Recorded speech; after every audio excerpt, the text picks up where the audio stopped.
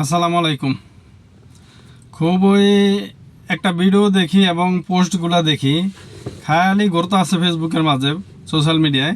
সেটা হলো গত 18 দিনে 20 কোটি টাকা ইনকাম হয়েছে মেট্রো রেলে।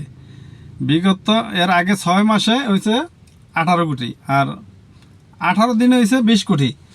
তো এটা কিন্তু আসলেই সঠিক না গুজব? যখন মেট্রো রেলটা যখন আপনার চালু করা হয়, তখন 2-3টা স্টেশন ছিল যেগুলোতে মেট্রো রেল যাতায়াত করতো। তখনকার 6 মাসে যখন উদ্বোধন করে, তখনকার 6 মাসে কিন্তু 18 কোটি টাকা মেট্রো রেলের থেকে ইনকাম হয়েছে। সেই ভিডিওটারে, সেই ইয়াডারে আইনা কিন্তু এখন লাগাইছে।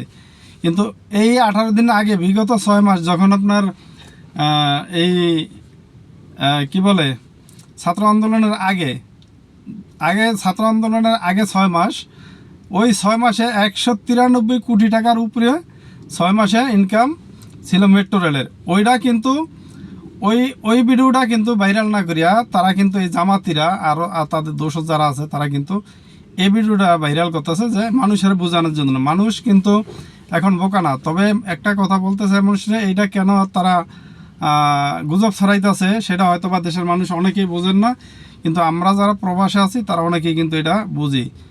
কারণ কি, বাংলাদেশের অর্থনৈতিকের অবস্থা খুবই ভয়াবহ খারাপ, খুবই অবস্থা খারাপ। তার কারণ আপনারা দেশে যারা আছেন হয়তো বা অনেকে বুঝতে পারবেন না, যারা অর্থনৈতিক নিয়ে কাজ করে তারা এটা জানে। যারা ব্যবসায়ী, বড় বড় ব্যবসায়ী, তারা জানে। বড় বড় গার্মেন্টসগুলো বন্ধ হয়ে যেতেছে, বন্ধ করে দিতে বাধ্য হইতেছে কোম্পানিগুলো। তো কীভাবে বুঝবেন? আমরা যারা প্রবাসে আছি তারা জানি। কারণ টাকার রেট হু হু হু হু করে বাড়িয়ে যেতেছে। যখন এই ছাত্র আন্দোলনের আগে বাংলাদেশের টাকার রেট ছিল, মালয়েশিয়া যারা আছে তারা জানে, 25, 25.5 অথবা 26 এর ভিতরে ছিল। এখন কিন্তু সেটা চলে গেছে 29-এর উপরে। 29-এর উপরে। তার মানে বুঝতে হবে যে আপনার দেশের অবস্থা কি ভয়াবহ। আপনার দেশের অবস্থা খুবই খারাপ, সেটা আপনাকে বুঝতে হবে। এখন ওইটা ধামাচাপা দেওয়ার জন্য এই মেট্রো রেলের এরা সামনে নিয়ে আসছে। হ্যাঁ, সামনে নিয়ে আসছে। আরেকটা হলো আপনার যে ডক্টর ইউনূস আমেরিকা যায় কিন্তু সে ওই মেন গেট দিয়ে বাইরে দিতে পারে না। মেন গেট দিয়ে বাইরে দিতে পারে না, সে পালায় অন্য গেট দিয়ে বাইরে হয়ে গেছে। কারণ এই জায়গায় কিন্তু আরেকটা গ্যাঞ্জাম হয়েছে। গ্যাঞ্জামটা হয়েছে বলতে, আমেরিকা প্রবাসী যারা বিএনপি আছে, বিএনপি করে, তাদের 2টা গ্রুপে কিন্তু মারামারি হয়েছে জায়গায়। হ্যাঁ, কার আগে কে ফুল দিব, কার চেহারাটা কার আগে কে দেখাইব, ওইটা নিয়েও তাদের ভিতরে কিন্তু মারামারি হয়েছে আমেরিকাতে। আর ওই জায়গায় অন্য দলেরও ছিল, আওয়ামী লীগেরও যারা ছিল তারাও কিন্তু এক সাইডে ছিল। হ্যাঁ, তারও কিন্তু ছিল। এই জন্য উনি পালায় গেছে, পালায় অন্য গেট দিয়ে সে বাইরে হয়ে গেছে। তো যাই হোক, যারাই যে এগুলা নিয়ে গুজব ছড়াইতেছেন যে মেট্রো রেল নিয়ে আরও অনেক কিছু নিয়ে, তবে একটা কথা বলবো, যদি আপনি বাংলাদেশে ভালোবাসেন, দেশরে ভালোবাসেন, দলরে না, দল নিয়ে কোনো গুজব ছড়াইবেন না। সে যেই দলেই হোক না কেন, আপনাকে যে দেশকে ভালোবাসতে হবে। আপনি দেশের অর্থনৈতিক যে ভঙ্গুর অবস্থা, মানুষের খানা মিলবে না কিছুদিনের ভিতরে, অপেক্ষা করেন। যে মানুষগুলা, এই যে গার্মেন্টস শ্রমিকগুলা যারা কাজ থেকে আজকে বঞ্চিত, যে গার্মেন্টসগুলো বন্ধ হয়ে গেছে, তারা কি করে খাইব? আপনারা একটা গোষ্ঠী ওই দল নিয়ে আমার পাগল হয়ে গেছেন গা। মানে আমার দল ক্ষমতায় আয়া পড়ছে, এত ভাইবেন না যে দল ক্ষমতায় আইসা পড়ছে। দেশের জন্য ভাবেন। দেশের অর্থনৈতিক যেভাবে খারাপ হয়ে গেছে, বহুত বছর বলছেন শ্রীলঙ্কা হয়ে যাবে, অমুক হয়ে যাবে, অমুক হয়ে যাবে। কই, আওয়ামী লীগের আমলে তো একদিন দেখলাম শ্রীলঙ্কা হয়ে গেছে। কিন্তু এখন শ্রীলঙ্কার থেকে খারাপ হয়েছে বাংলাদেশ, কথাটা মনে রাখবেন।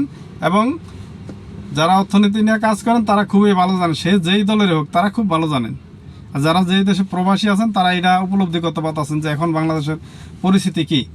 বাংলাদেশ সাধারণ ছাত্রছাত্রীদেরকে সামনে রাইখা ডাল কইরা, যেই মানুষগুলা ডাল করে আজকে তারা এই কামগুলা করছে, হয়তো বা ওই সাধারণ ছাত্রছাত্রীগুলো বুঝতে পারেন এই কাহিনীগুলা, তাদেরকে সামনে রাইখা আমি একটা প্রশ্ন করতে চাই, ভিডিওটা বড় হয়ে যাবে হয়তোবা, যে কয়জন সমন্বয়ক মারা গেছে? আপনারা এই জায়গায় আসেন, কয়জন সমন্বয়ক মারা গেছে?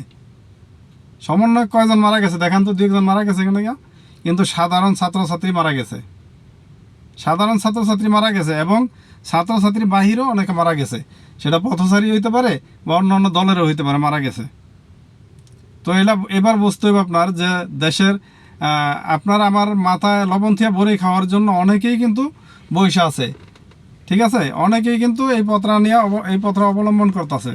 তো গুজবে কেউ কান দিবেন না, আমাদের দেশের অবস্থা খুবই কিন্তু খারাপ। তো ভালো থাকবেন সবাই, আসসালামু আলাইকুম।